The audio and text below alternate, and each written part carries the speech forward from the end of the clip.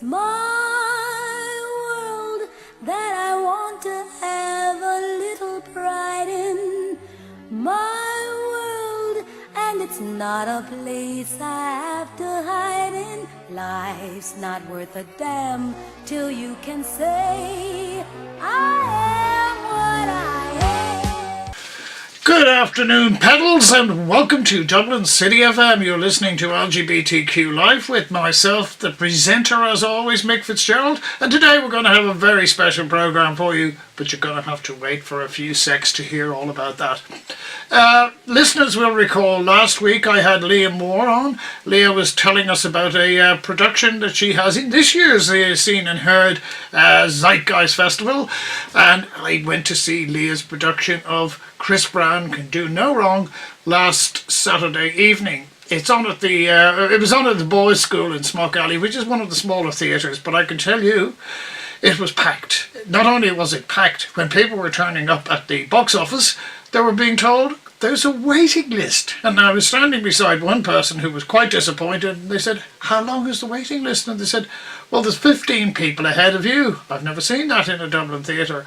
Were the plays any good? There were two plays. There was Chris Brown Could Do No Wrong and Dead Right, both all-female casts, and I tell you, both of them brought the house down. So that's a very good sign for the first week of Smock Alley, Scene+Heard, and that's why we're delighted to introduce you to our guest today, May Treuhaft Ali, because May has a play in this week in Scene+Heard. May, welcome to DubCity-fm and welcome to LGBTQlife. Thank you for having me. May, we won't go into the details with listeners, but in many ways it was almost destined that you and I would be doing this this talk today, because when I was big noting myself about a week ago about, because you're a theatre, you're taking theatre studies in Trinity College, when I was big noting myself, I was like, well, have you heard of Scene+Heard? And you came back immediately and says, I have a play in it. So a big mazel tov on that one then, May. Yes. May, tell us, you're studying for a master's in theatre at Trinity College. How did that come about, that you're a native New Yorker, I take it? Yes, I am. New York City born and raised. Yeah, I mean, in many respects, people like myself would consider, well, New York is, if you like, it's the mecca of theatre because of Broadway and off-Broadway, but Dublin hasn't got a bad reputation, has it? Not at all. Yeah. So how that came about, I studied abroad here my junior year of college for one semester, and I completely fell in love with Irish theatre and the Dublin theatre scene in particular. I find that so much of the work here is socially engaged in a way that it isn't really in the States. So much of it is experimental formally in ways that really excite me and very theatrical. And both when I studied abroad here as an undergraduate and now, I've seen some of the most inventive work I've ever seen in my life in Dublin. Work that changes my definition of what it means to make theatre. Let's step back a bit, May, because my mother was a huge fan of theatre, but my mother grew up in an age when the only competition to theatre was perhaps cinema or radio. And I can remember my mother getting very upset in the early 60s when there was a theatre here called the Theatre Royal, and they pulled it down to make this really one of the most hideous office blocks in Dublin, and there are some hideous ones. Now, you grew up in an age where theatre was just one other option. You know, you grew up in the internet age, you had television, you had YouTube, you had all of those things. Why theatre? It was never not theatre. I am fortunate enough to be in a family where my parents took me to theatre from a very young age. I grew up seeing a lot of theatre, and I can't remember a time when I didn't know that that was the thing I wanted to do with my life. That's very interesting. You didn't have thespians in the family, or? No, not really. I am from a family of translators, and I have learned along the way that that sort of linguistic play has very much informed how I see theatre, and how I do my own work in theatre.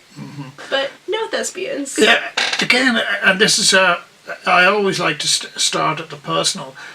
My daughter decided when she was younger that she would like to be an actress, but I think she really had Hollywood in mind. So we decided we would take her to see a production because it had a phenomenal actress in it. And I'm always proud of the fact that the first play we ever took her to see had Frances McDormand as Blanche Dubois. Wow. And now, as I say, it doesn't really get much better than that, does it? What was the first you can recall that you were taken to that stuck in your mind? It was A Year with Frog and Toad at the New Victory Theatre, which is one of the premier children's theatres in New York. And I loved it. It was magical. How old were you then, May? 4? Oh, that is going back, but that is a play that would appear, as I say, it would resonate as a 4-year-old, and you would, as I say, if you engage with the play, that would stick with you forever. Yeah. Is theatre a subject that you can take in high school in the US? It wasn't my high school. I'm very fortunate in that my high school provided a lot of opportunities to write and direct. So I never really liked acting, but I liked the behind-the-scenes stuff. And a lot of high schools don't really give you the opportunity to do that at a young age, but by the time I was 14 and 15, I was getting to assistant direct and write. So I was lucky. Yeah. Tell me this now, again, and this is just to let listeners know a little bit about the May personality. When I say to Pierre, or whenever people ask me, you know, who would be a favourite playwright? Now, I know I don't ever think there's such a thing as a best or anything like that, but of the classics, it's difficult to go beyond Bard, as we say. But as a modern one, to me, the great one, the one that appeals to me more than anybody else, because I've seen more of his work, is Tennessee Williams. What about yourself? How do you would the Bard be your classical favourite? I guess in terms of classics, yes. I mean, everything is in Shakespeare. I really truly believe that, you know, anyone who wants to do theatre should have some sort of understanding of Shakespeare. In terms of contemporary favorites, I really see Paula Vogel and Tony Kushner as the roots of my family tree of playwrights who I look up to, if that makes sense. No, absolutely. I mean, that's why, I mean, most people would expect me to say one of the great Irish, like Beckett or Shaw, or O'Casey or somebody like that. But Tennessee Williams, I think I came across Tennessee Williams at just at that age when you take these things on board. And yeah. But coming back to the writing, I mean, was this something you did from an early age? Yeah, I wrote my first play when I was 12. Again, I was very fortunate in that my high school had a class where we got to write plays, and the high school sort of connected us with a bunch of like playwriting competitions. So from the age of 12, I was submitting my plays to young playwrights festivals.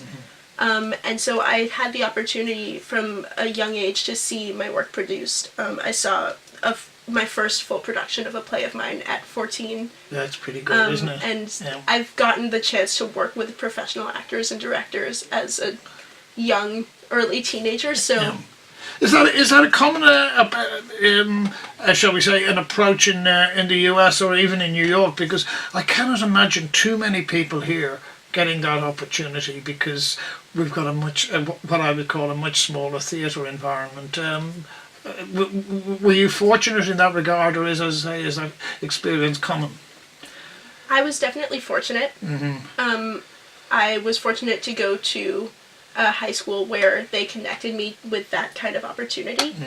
I will say that there are people from all over the country who are able to participate in these competitions and festivals. You know, the people I was with in those young playwrights festivals are still people I work with to this day, and they're from all over the country. A word we use in this part of the world, and this part of the world I include Britain as well, theatre, and particularly the arts, is often what I would call class dominated. In other words, it depends on your background. We always assume that America is much more democratic and much more egalitarian, but I wonder, is it? I would say no. So it's still a bit elitist, as we say. Yeah, I mean, I think at the end of the day, if you choose to study theater, you have to have a certain confidence that you are okay with assuming the risk of not making that much money. And I think anyone who is okay with assuming that risk isn't someone who, you know, making that money could make or break their family, could make or break their life. So I think the choice to make theater and to study theater is always one that depends on your finances and your class. And I also think that training is always going to be expensive. Like the training that it takes to be considered a qualified actor, director, playwright always takes money. Something when my daughter was going through this whole I want to be an actress phase, and I used to say to her, it was in a way being cruel to be kind. I was saying, you're not going to make where you want to be or where you be, because what you're more interested in is the applause rather than the work. To me, that's what I've known. Lots of people in the entertainment business. The ones who last are the ones who are motivated by the work. You love doing their work rather than we love getting paid a lot of money or we love people cheering us on. I suspect you're motivated by the work rather than the applause. Yeah, I mean, I think I've gotten to a point where I don't have a definite reason for why I make theater. It's just what I need to do. It's instinctive. It's something that I need, like water or air. It's just so much a part of how I live my life. I think that directing and writing plays makes me a better, kinder person in my personal life. I really, truly believe that. And, you know, I would like to believe that theater changes the world. On some days I believe that. On some days it's hard to believe that. But at the end of the day, I do it because it's what I need to do. Yeah.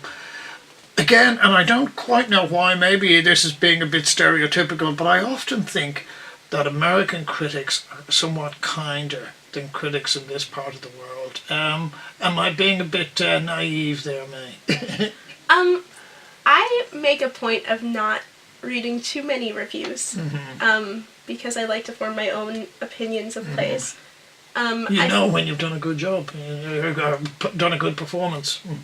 And even more than that, I don't read reviews of other people's plays because I think I can formulate opinions on their work by myself. And I also don't really believe in critics telling me whether or not a play is a worthy investment of my money, because a play isn't about investing your money. It's not a thing that you can buy, like a product that you can use. It's a play. And the quality is not quantifiable in financial terms. I mean, I'll be honest, I don't go to a lot of sporting fixtures anymore. They just don't interest me. But I've often, what I used to find interesting is when you went to a football game and you read a report and you think, was that the same game I was at? Now, same thing with theatre to a certain degree in this country. We were at a play about 6 months ago. Our mutual acquaintances in Pan Pan. There's a woman who writes there's a person who writes for the Irish Times, and for some reason or other, she does not like Gavin's work at all, and slated it. Now, we were at it the previous night, and I thought, that was really good. But yet, this was somebody who was slating a work, and I thought, are you really seeing the same production, or are you slating a person? You just wonder, shall we say, as the creative and the production side of it, how you feel about. Is that necessary, a part of an environment, or would we notice critics if they weren't there? In the States, we are kind of having a larger discussion about the role of theater criticism because the New York Times just appointed a new theater critic, and there was a lot of discussion around that. And it is someone who is kind of perpetuating a bit of an old guard rather than opening up the floor for new voices and new perspectives. So we're talking a lot about what the role of the theater critic is and whether it is to actually contribute meaningfully to a conversation about the work or whether it's to uphold the goodness or badness of a play and say, should you see it or should you not, which is much more simplistic than actually providing useful feedback to the artist or creating a dialogue around the work. Yeah, I mean, but in New York, I would imagine, particularly somewhere like the New York Times, a critic can either give a play a long run, or they can close the play, and that often involves a great deal of money. So it probably has more significance there than it does here. Yes. So tell us this: you came here in 2015. Was that a direct choice that you made to say, well, lots of other places I can go to around the world, but I want to go to Dublin? Was that your motivation to come here at the time? Absolutely. I usually get a little bit embarrassed telling Irish people this, but my undergraduate thesis was a stage adaptation of James Joyce's Ulysses, and I'm taking you read it then, because most Dublin people haven't. No, I did read it before making that decision. And I knew I wanted to do that project, and I didn't think I would be able to do that project justice without living in Dublin for a time. So that was my initial reason for wanting to come to Dublin, and then I came here and I just fell in love with the city and the theatre. Tell me, most people, as I say, most people in Ireland wouldn't have read Ulysses. Now, when I was growing up, and certainly up to the time I was your age, Ulysses was banned in the city it was writing about, and so you can understand why my generation hadn't read it. Did you find it a difficult work to read? I think if you stop taking it so seriously, it becomes easier. If you stop thinking of it as Ulysses and this big masterpiece that's put on a pedestal so often, and you start just looking at the words on the page, you start realizing that it's funny, it's silly, it's goofy, and it has some really beautiful things to say. And it's classical in its own right. I mean, it's got a classical template, as we say. It's Homer's Odyssey and set to Dublin. Yeah. And does it take patience? Yes. But at the end of the day, I really don't believe that it's inaccessible. Okay. Well, if you are you here for, I think it's in July, isn't it, Bloomsday? Yes, I am. Are you here this year? Not only am I here, my entire family is coming to celebrate Well, Bloomsday then together. what I will have to do is I will have to invite you up to the Jewish Museum, because every year they do a Bloomsday, and every year they have a guest lecturer. So and they're usually good. So perhaps keep that date open. It may not be exactly on Bloomsday itself, but it'll be around that time. So keep that date open. For sure. Yeah. How about Finnegan? Did you read there? No, I haven't ventured there yet. No, I got to about, I think, 50 to 60 pages into Finnegan, and I was really proud of myself. It was really, it was a macho task. But I'll be honest, whatever he was doing there, I just couldn't grasp it. At least I didn't have either the knowledge or the concentration to do with it. So have you followed what we would call the Bloomsday trail? That I think it starts off up in Eccles Street, doesn't it, and then meanders around, and because everywhere is just about marked these days. In bits and pieces. Yeah. So you haven't not done all in one day. Yeah. No. Well, as I say, you'll if you're here for next year or this year, you'll see a lot of American tourists dressed up in 19th century or early 20th century outfits, going around looking for all these a breakfast that I wouldn't be over the moon about. So let's tell us then. Scene+Heard. It's only been going for a couple of years, and it's the brainchild, I will put it, of certainly of my good friend Caoimhe Connolly. How did you get to involved in Scene+Heard? I found out about it just from hearing people in my theatre community talk. Okay. So I kept hearing about it. And what attracted me to Scene+Heard was that you could submit plays of any length. My play is about 30 minutes. And a lot of playwriting opportunities either want a 10-minute play or they want a full-length play. So this 30-minute play didn't really fit in anything. So I had written it. I wrote it in 2014, and I hadn't done anything with it. And I always had a soft spot for this play and never had anywhere to submit it to. So I saw Scene+Heard, and I said, wait, this might actually be the perfect opportunity to work on this play. So that's how I decided to submit to it. Yep.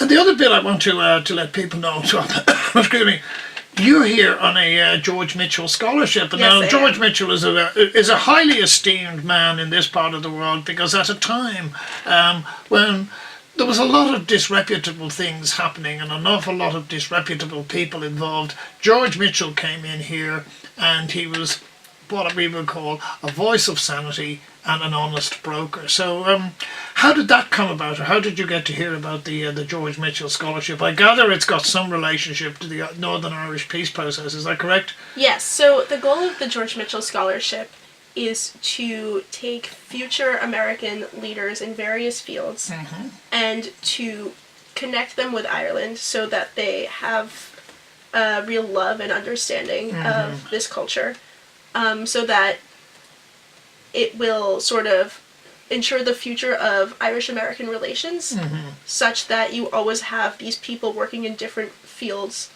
all over the map. You know, we have political people, science people, me, the arts person, and we all have this connection to Ireland, and we'll keep on working with Ireland. It is an enormous tribute to yourself that you got one of those scholarships, mate. Thank you. Are you planning on visiting Belfast, or have you visited Belfast? Yeah, because Belfast, again, it's a...